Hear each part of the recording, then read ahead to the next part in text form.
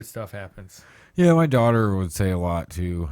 Um, she still does every once in a while, but say she is flying when she's dreaming, Yeah. and she talks about how she went downstairs and she's seen us.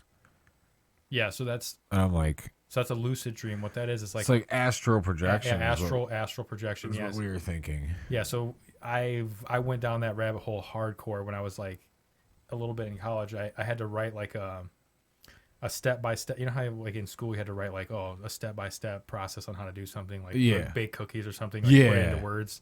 So it was just a writing class, like it was just a yeah. Like entry you're level writing class for a college course. So I had to write a step by step process.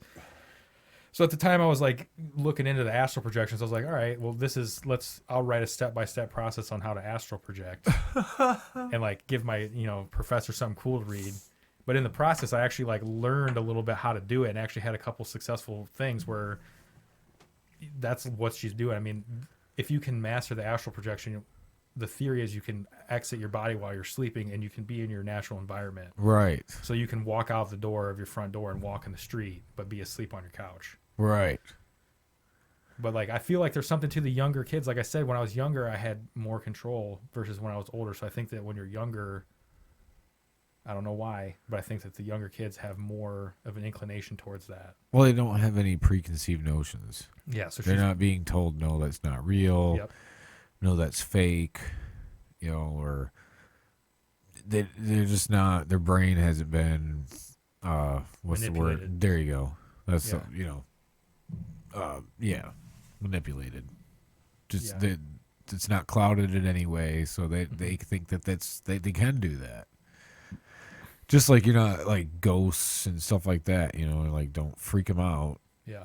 you know, don't. Yeah, there's another word I'm looking for, but But yeah, I had to stop doing the astral projection stuff because it was like affecting my sleep. Because the main key to the astral projection is you have to lay still on your back, completely flat on your back, and you cannot move. But you also cannot fall asleep. oh, So it's like a weird thing. It's like that's you know how like when you're you can kind of sense the few moments before you're about to fall asleep, yeah, and then like you're out. You fight those few moments over and over and over, as no matter how hard it seems, and then eventually you kind of will hit this paralysis state where your body can no longer move, but your mind's still awake, and it's kind of scary. And that's the biggest thing that people can't get over is like when you get to that point where your body's frozen still and then you no longer can move. It's very frightening. And so the first thing you want to do is you want to try to like move your arm or your leg, and you can't. right, So you're like, oh my god, I got to get back to my body. So then that's where it ends. So if you can fight past that, you can force yourself off your body, and you can feel it, and it's very strange. And then from there on out, you can, based on how strong you are, you can then do whatever you want. But my problem is I was getting separation, but once I got separation, I just had like this free falling sensation, like my head, like I was falling backwards, huh? and I could feel like pressure in my head, like my head was gonna explode. Really? Yeah, it was really strange, and like I couldn't get past. I could get to the point where my body would get paralysis. I couldn't move. My mind was awake. I could feel the separation of my astral body from my physical body.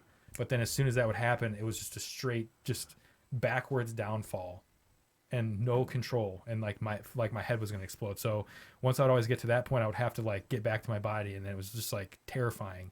But then, every time I would fall asleep, I wouldn't. This was happening accidentally. Oh, So I'd be okay. sleeping, but be dreaming that I'm falling backwards, free falling. So then I was like, wasn't sleeping right. It was like, yeah, it was a whole thing. So do it at your own peril. Some people, yeah, I don't know. I don't know what was wrong with that, but I couldn't really Do it at your own peril. Yeah, I mean, I wouldn't suggest it. It definitely screwed with my sleep a little bit, and I'm good now. Well, how long did it take, do you think, to sleep normal? Like a year, A year? I would say, because yeah, I was And it was pretty nightly. Yeah, every night for like I would say 6 months, I was trying to astral project, like adamantly trying it, and you're not going to succeed every night because you're gonna. So for 6 months, you were actively trying to do this. Right, and then at the beginning, 9 out of 10 times you're gonna fall asleep because you can't fight those. Usually when your body falls asleep, your mind follows shortly after, and you can. Yeah. But like once you start training your mind to stay awake when your body, you naturally start to just come into that Well, state. it's just like every time like you have that twitch, in bed, you're just like, and all of a sudden you're like, yeah. that's you like, whoa, you get that falling feeling. Yeah. That's basically where your mind's not off yet. Yeah. See, Or maybe, yeah. Yeah, I think that Because you're still kind of awake. But what is that? I wonder what that is. It's got to have something to do with slipping in between those states. well, one thing that I don't think is proven, but people talk about is that the amount of DMT the brain produces when you're dreaming. So that's like, we could sit here and smoke DMT and you would trip. You'd have like a trip